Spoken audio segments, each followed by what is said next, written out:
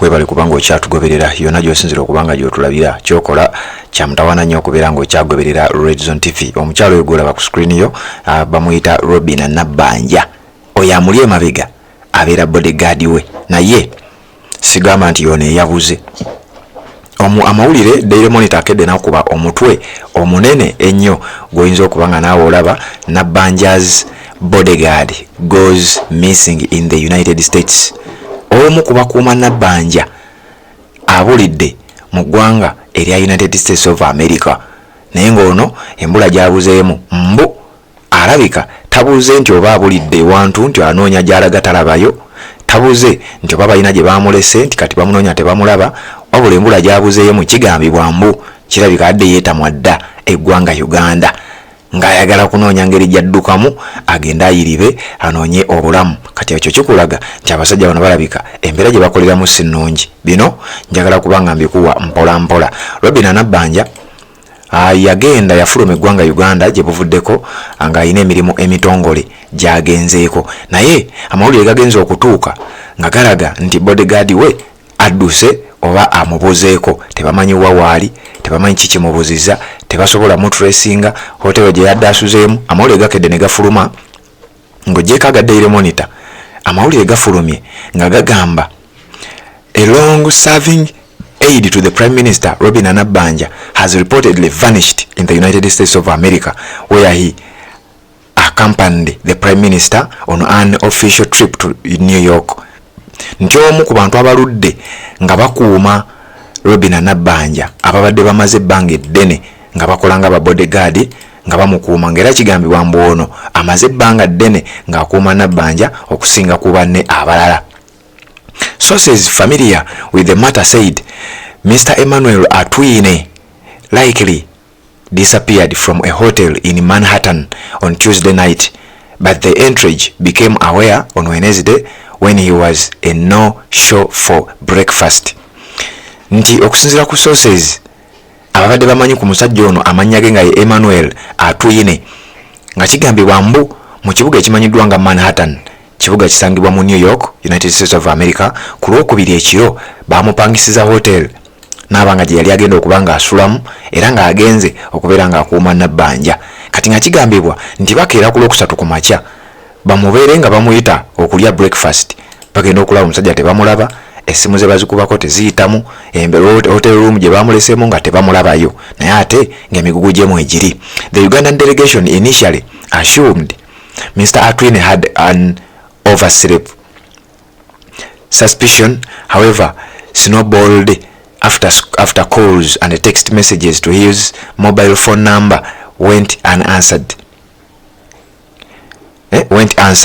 Nga kigambibwa mbu bayinza babadde basoose ne balowooza nti omusajja ono alayika yeebase nnyo nga yakooye, naye bagenza okulaba ate message ziddibwamu ku ssimu ye ne beebuuza omusajja ono kyekiyinza okuba nga kyamutuuseeko. Kati neno yengeri gye njagala okunnyonnyola okusinziira ku mawulire agalaga nti bodyguard wa Nabbanja yabuze. Intercom calls to his room by the front desk too went unanswered. Nti amasimu ge babadde bakuba mu room oba ge babadde bakuba ku hotel omuli room gye yasuzeemu nga nago gennyini tewali agakwata era tewali yasobodde kuwa ansa yonna ku ngeri ki omusajja ono gy'atalabikamu. Sparking a scare and notification of staff at Uganda's permanent mission to the United Nations, the host of Premier's delegation in New York. Nti bano ne bagenda ne bategeezaako ndowooza ne ba embassy y'eggwanga ya Uganda mu ggwanga erya United States. Era nga Nabbanja ono yali agenze ku United Nation mission era nga baali bayisa delegation eyiye nga Prime Minister ye n'abakuumi be n'abamu ku bantu abakola mu office ye, naye wano ebyavuddeyo nga biraga nti omusajja ono talabise nako.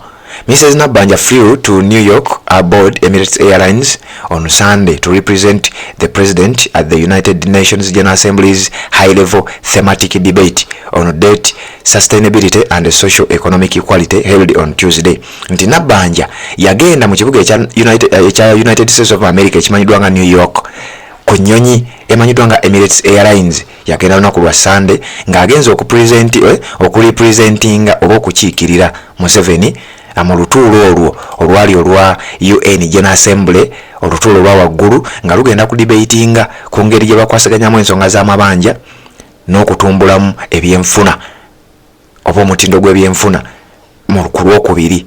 Kakati omukuumi ndowooza n'anoonya wayinza okuba nga waayita okudduka ku mukama we oba okudduka ku bakama be okubeera nga adduka mu Uganda ne wabungula kasita yafunye gaapu eyo bamulese mu hoteeri emu mwasuze, Nabbanja naye ali mu hoteeri ndala mwasuze. Omukuumi n'agamba wano sibeerawo.